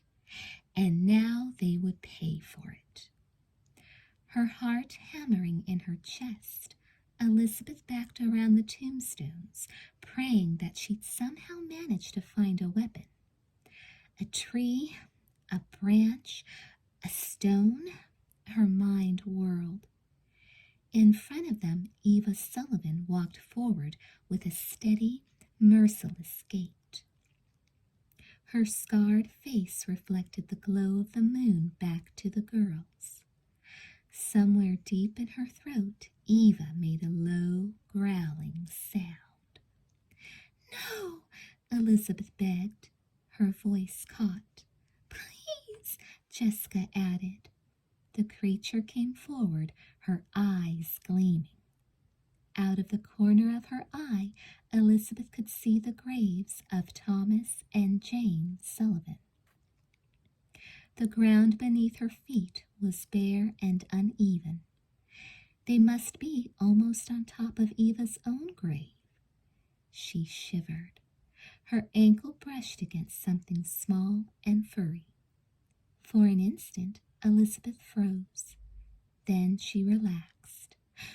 The bunny slipper, she told herself, remembering how it had flown off Eva's foot when she had attacked them earlier. The tombstone shielded the slipper from Eva's sight. Bending down, Elizabeth grabbed the slipper and thrust it into her pocket. You never know, she thought. It might come in handy. We have to climb the wall, Jessica hissed in the silence. Elizabeth clenched and unclenched her fists. Jessica was right, she realized. The creature was steadily backing them against the wall. Do you think? She began, then stopped, afraid to say the rest. The wall looked awfully high. We have to. Jessica's voice was steely hard in the darkness. Eva grunted and licked what was left of her lips. Her claw-like fingers flexed. Elizabeth felt suddenly faint. Turn and run, Jessica whispered. I'll boost you, then you pull me up. Every muscle in Elizabeth's body felt weak. Desperately she tried not to look at Eva. 1, 2, Jessica said softly. 3, run! Together the twins turned and ran to the edge of the cemetery. At the base of the wall, Jessica cupped her hands. Now, she hissed. Heart thumping, Elizabeth stepped into her sister's interlaced fingers. Hurry! Jessica winced as she boosted her sister. Elizabeth held her breath, trying to make herself as light as possible. Her fingers scrabbled against the bricks. I said hurry, Jessica said urgently. I'm trying. Elizabeth grabbed the top of the wall with her left hand and tried to pull herself up. Her bare elbow dug into the rough concrete, but Elizabeth scarcely noticed. With her knee, she pushed against the bricks. I can do it, she thought frantically, hoping against hope that she actually could. Slowly but surely her feet lifted off Jessica's hands. Hurry, Jessica shrieked. I'm almost there. Elizabeth's chest was now even with the edge of the wall. She hooked both hands over the top and strained every muscle she had. With her last ounce of energy, she swung her legs onto the wall and lay there, panting. But, Liz, the word caught in Jessica's throat. Elizabeth stared down in alarm. Eva Sullivan was closing in fast. Elizabeth knew she had to act.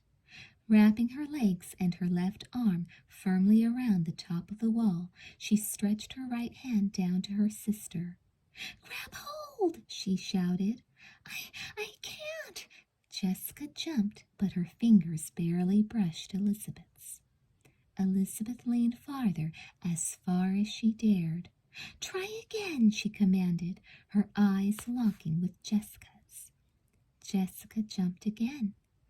This time her fingertips touched Elizabeth's palm. Elizabeth strained to close her hand over her sister's, but she was too late. Help! Jessica's eyes widened in terror. Elizabeth knew she had no choice. Letting go with her left hand, she stretched her body so her head was pointing almost directly down. Concrete bit into her legs, but she refused to think about the pain. With her right hand, she groped in her pocket for the slipper she grabbed from Eva's grave. She'd just have to hope she could keep her balance.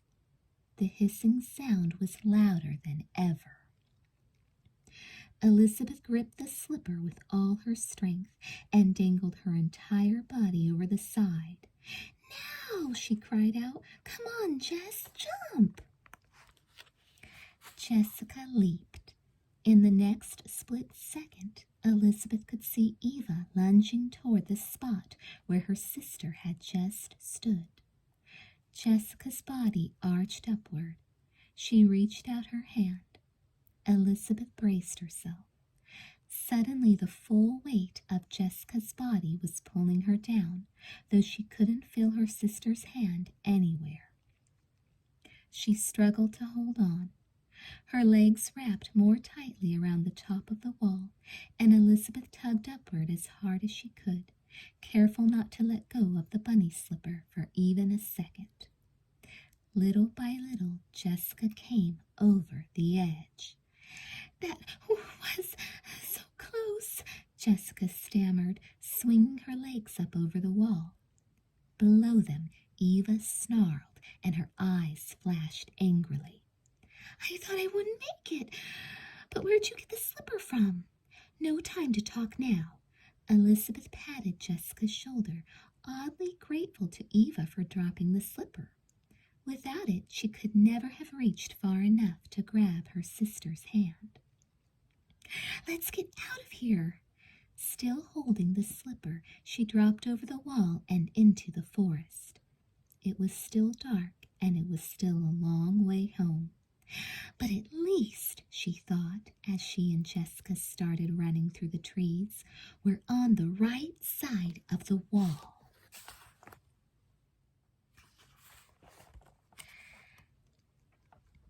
Chapter 12. Elizabeth opened her eyes and checked her alarm clock. 5:30. She yawned and rolled over. Way too early to get up for school. She shut her eyes and tried to go back to sleep. But the more she tried, the more wakeful she felt. There was a gnawing feeling in the pit of her stomach, a feeling that just plain wouldn't go away. "It's Halloween," she thought bleakly. Elizabeth sighed. Most Halloweens she'd wake as early as possible and cruise through the day until it was time for trick-or-treating. But somehow this Halloween was different. The trouble is, no place is safe anymore, Elizabeth thought. The monster could show up anywhere, she realized. At the Riccolis, at home, in the graveyard. Elizabeth shuddered, remembering that this was the anniversary of the day when Eva Sullivan had died. Could she come to school, she wondered. In her mind's eye, she saw Eva walking into her homeroom, hissing and swaying from side to side. She saw Eva reaching sharp, twisted claws toward her, Eva pushing her savagely against the chalkboard, Eva finishing what she'd started on the roof the other night. Elizabeth drew a deep breath.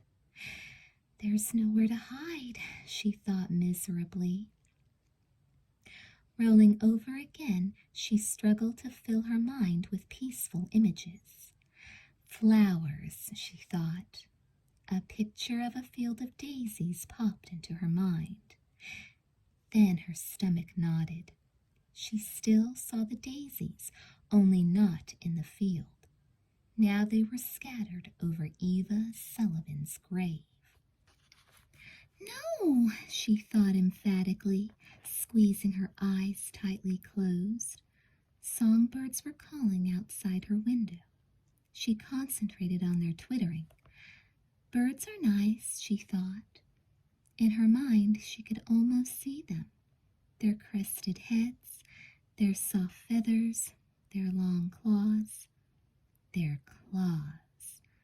Elizabeth sat bolt upright as she pictured Eva's claw-like fingernails. I guess I'll stay awake," she murmured. Sitting up, she turned on the light and grabbed the book that lay on her bedside table. She opened it up and tried to locate her favorite passages, but she couldn't absorb a single word. She was thinking about something else, something much more alarming than what was going on in Persuasion. Today is the day, she told herself, her fingers nervously beating on the edge of the paperback. Something horrible, something terrifying, is going to happen today.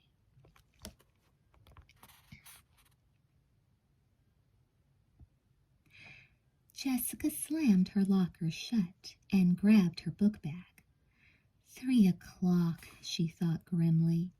School was over, but she was afraid trouble was just beginning. Ready to roll, Lizzie? She asked her twin, her mouth a tight line. I guess so. Elizabeth shook her head tiredly. What time are we due at the Riccolis, anyway? 9 o'clock, Jessica answered. Plenty of time for trick-or-treating before we go over. That'll be good, huh?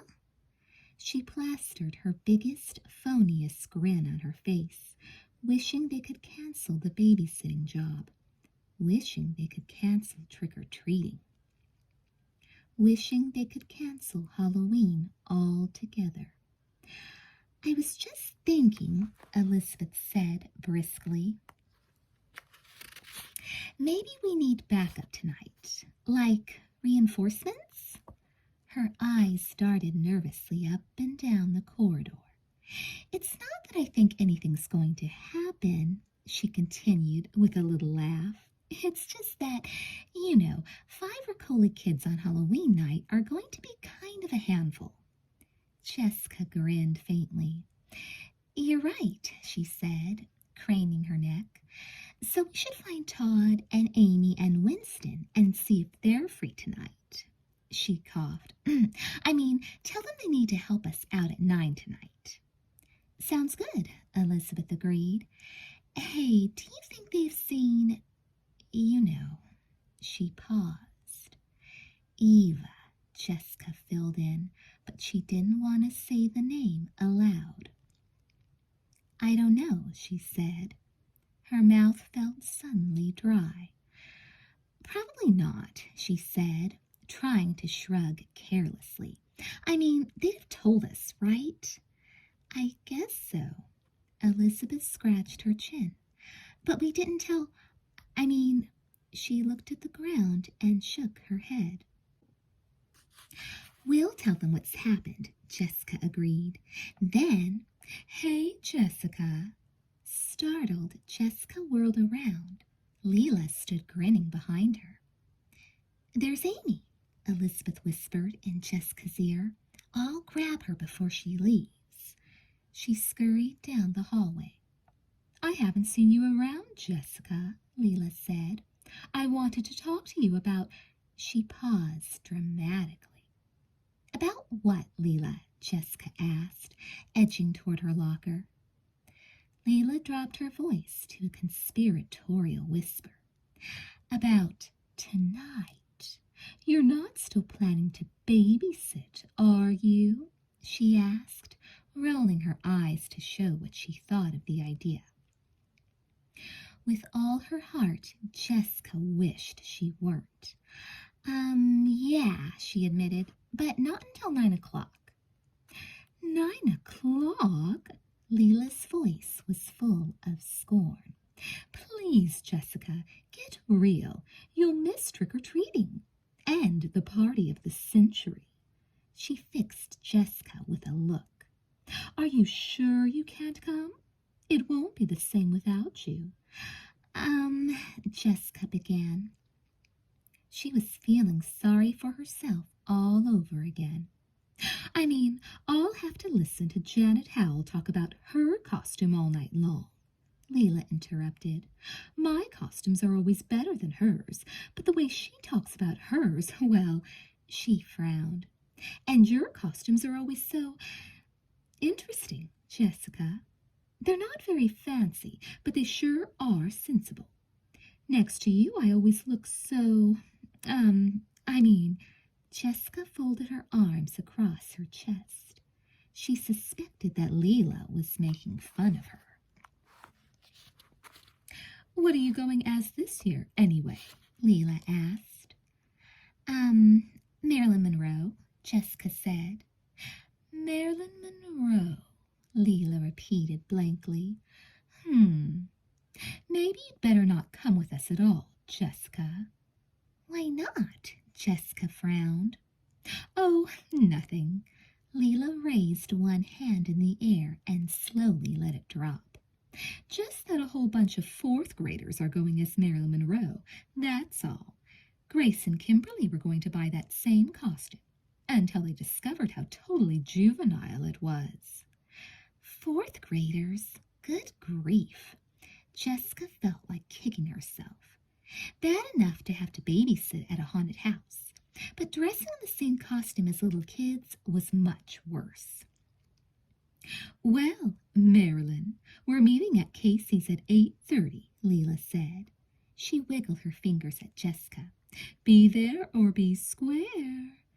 Jessica took a deep breath and looked at the floor. Be there or be square? Did she have a choice?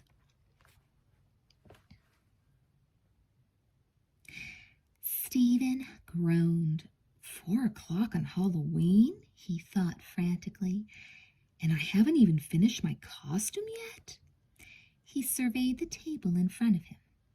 For a nightgown, Stephen had decided to use a white bedsheet.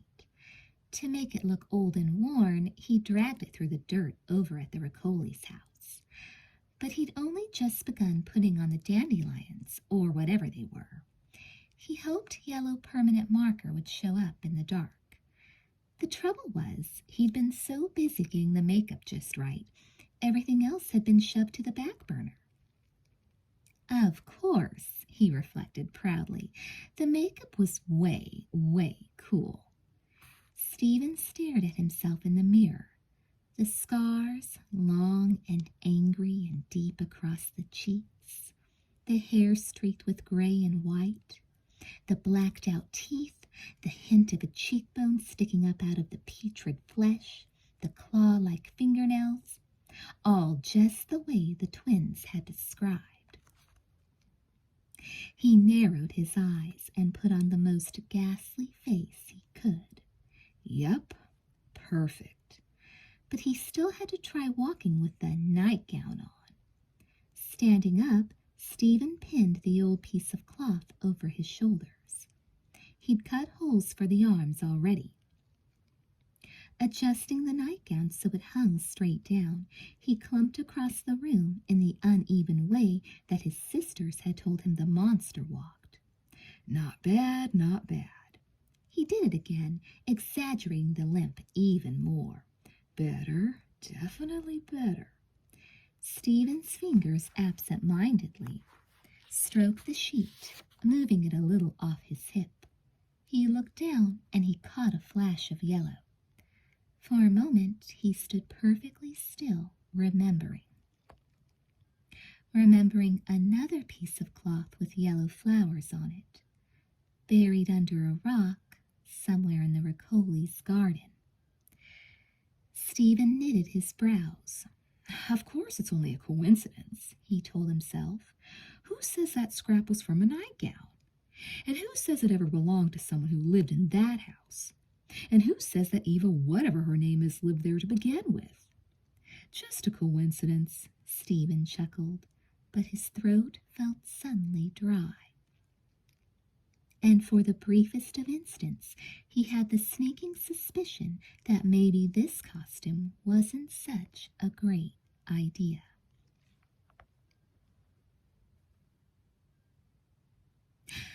Well, I'm glad the others can help us out tonight, Elizabeth said softly as the twins headed for home. They'd gone over to Winston's after school, where they talked about what had happened in the graveyard and how Eva had appeared at the Wakefields' house. Unfortunately, Elizabeth thought gloomily, the other kids hadn't come up with any answers. Lots of questions, but no answers. Yeah. Jessica jammed her hands into her pockets. I guess it was a good sign that none of them had seen anything weird, she said. Wasn't it? Elizabeth nodded. Probably it means we're the only crazy ones, she said, forcing out a little chuckle. Actually, she had felt just a tiny bit jealous of the other kids. None of them had seen Eva since the day Mrs. Riccoli had come home from Florida. Time to put on our costumes, she said. changing the subject. Yeah, Jessica said heavily. They walked on in silence. Teddy bear, teddy bear, teddy bear. Stephen could hardly believe he'd forgotten to get a teddy bear. It had been years since he'd had one himself, and there was no possible way he was going out to the mall dressed like this to buy a new one. Besides which, he was flat broke. He racked his brain. Could he do without it, he wondered? No, probably not. The twins were always talking about the twins, he murmured, smacking his fist into his palm. His eyes lit up. That's it. Hadn't Jessica said that she'd grabbed the bear away from the monster? And hadn't she said it was in her closet? There was only one thing to do. Gently, Stephen pushed open the door of his room. "Hello?" he called out experimentally. He didn't think anyone was home, but he figured he should be safe. No answer. Stephen eased his door all the way open. With his eyes, he measured the distance to Jessica's room. For no obvious reason, his heart was pounding furiously. "There's nobody in the house, Wakefield," he told himself sternly. "Just do it." Stephen took a deep breath. Then, grabbing the ends of the sheet so he wouldn't trip, he sailed into Jessica's room. He only hoped the closet wouldn't be a total mess. "Maybe," Jessica began. Turning the corner, the twins walked slowly down Calico Drive toward their house. Elizabeth raised her eyebrows. "Maybe what?" she asked. "Oh, nothing." Jessica sighed for what seemed like the 8th time today. "I'm hoping we'll have a message when we get home. That's all." "A message?" Elizabeth repeated. Jessica shrugged half-heartedly. What was the use in even thinking about it? She led the way up the porch steps. "A message on the answering machine," she explained in a tired voice. "You know, from Mr. and Mrs. Riccoli, telling us that we don't have to come tonight, that one of the kids is sick or something. Not that she hoped one of the kids was, not really. Still, hey, yeah." Elizabeth looked at her sister and narrowed her eyes. "You don't suppose—" But Jessica cut her off. "I doubt it," she said, shaking her head. "And anyway," she thought, "Eva will probably get us no matter where we are." Hello? Buried deep inside the federal disaster area that was Jessica's closet, Stephen felt his stomach slide suddenly sideways. Someone was home. "Please just don't come upstairs," he prayed silently. With one hand, he swept a clay sculpture back onto a shelf. With the other, he grabbed at the bear, which he'd found tucked under 3 pairs of shoes and a kilt that looked about 6 sizes too big for his sister. He took a step back, trying not to knock over a pile of videotapes. "Jessica would have a conniption if I—" "Wait a minute." Stephen stared down. What was that on the floor? Bending over, he picked up something pink and fuzzy. Something with a threadbare bunny face on one end. "The bunny slipper," Stephen said softly. He kicked himself for his stupidity. Another thing he'd forgotten. Well, wherever it had come from, he'd take it too. Footsteps sounded on the stairs. "Oh, man!" It was probably Jessica, Stephen thought. It would be just his luck. She'd come in, and then all his preparations would be totally spoiled. His brain whirled. "Back into the closet? No, she might find me, and then what?"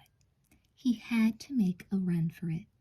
Taking a deep breath, Stephen barreled across Jessica's room, out the door, and into the hall. His heart raced. Dashing into his own bedroom, he came to a skittering stop and locked the door firmly behind him. He was just catching his breath when he heard someone scream. "Elizabeth, come quick!" Elizabeth took the steps 2 at a time, her heart pounding in her chest. She had never heard Jessica sound so frantic. "What is it?" she yelled.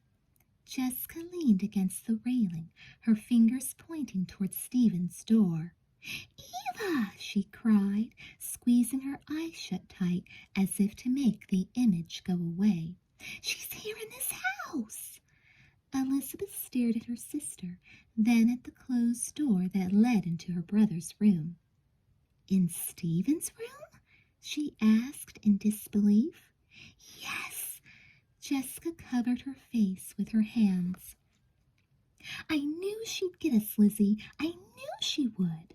She stepped backward and nearly fell down the stairs. Calm down," Elizabeth soothed her sister.